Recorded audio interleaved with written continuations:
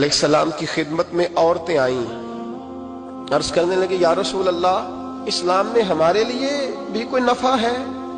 حضور نے فرمایا کیا ہوا؟ کہنے لگی حضور ہمیں تو نقصان ہی نقصان نظر آ رہا ہے اپنے حق میں۔ حضور بتلائیں اگر آپ کے دین میں کوئی خیر ہے تو ہم کلمہ پڑھے فٹافٹ، باقی تو دنیا میں ہمیں اپنا نقصان ہی دکھائی دیتا ہے۔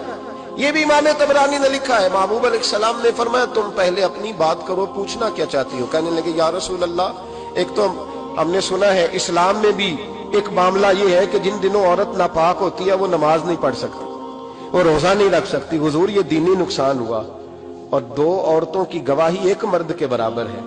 دنیا میں بھی ہمارا وہ کردار نہ ہوا جو کہ مردوں کا ہے، تو حضور ہماری دنیا میں بھی نقصان ہے، دین میں بھی نقصان ہے۔ یا رسول اللہ یا رسول اللہ یا رسول اللہ صلی اللہ علیہ وسلم۔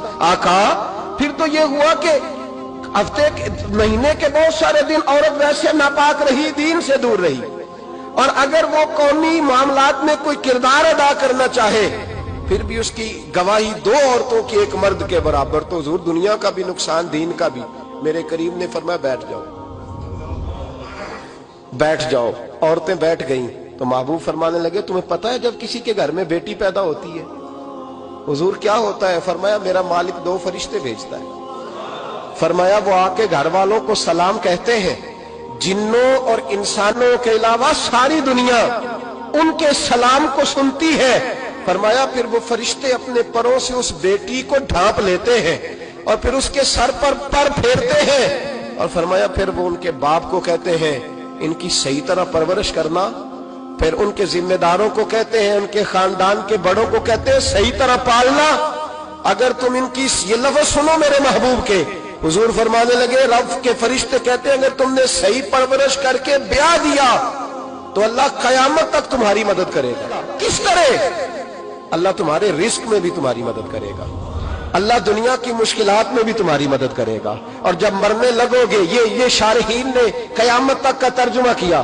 شارحین فرمانے لگے گویا حضور فرما رہے جب تم مرنے لگو گے بیٹی کی پرورش کرنے والوں تو رب کریم تمہیں کلمہ یاد کرا کے تمہاری مدد کرے گا، اور نکیرین کے سوالات قبر میں آسان کر کے تمہاری مدد کرے گا، اور قبر میں جنت کی کھڑکی کھول کے تمہاری مدد کرے گا۔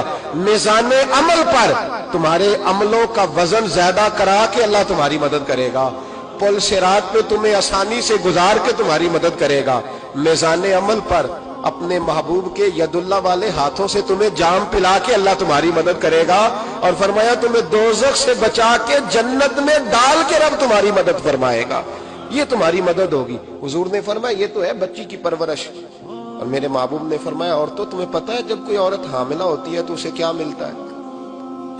بیویاں تو پہلی بات سن کے رونے لگی، ان کے آنچل آنسوؤں سے بھیگ گئے۔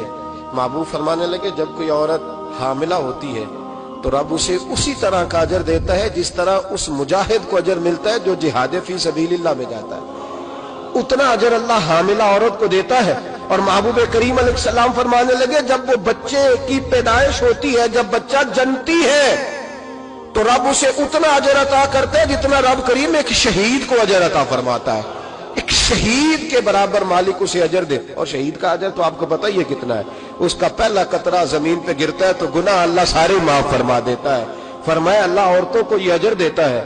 میرے محبوب فرمانے لگے شرط صرف اتنی ہے کہ اپنے خاوند کی فرما بردار رہنا، اور فرمایا اس کے بعد جب وہ بچہ پالتی ہے رات کو اٹھ کے اسے دودھ دیتی ہے، اور اگر بول و براز کرے تو رات کو اٹھ کر اس کی صفائی کرتی ہے۔ فرمایا جو بی بی اپنے بچوں کی خاطر رات بیدار رہے گی رب کریم اسے اتنا ہی اجر دے گا جتنا رات کو اٹھ کے نفل پڑھنے والے کو اجر عطا فرماتا ہے۔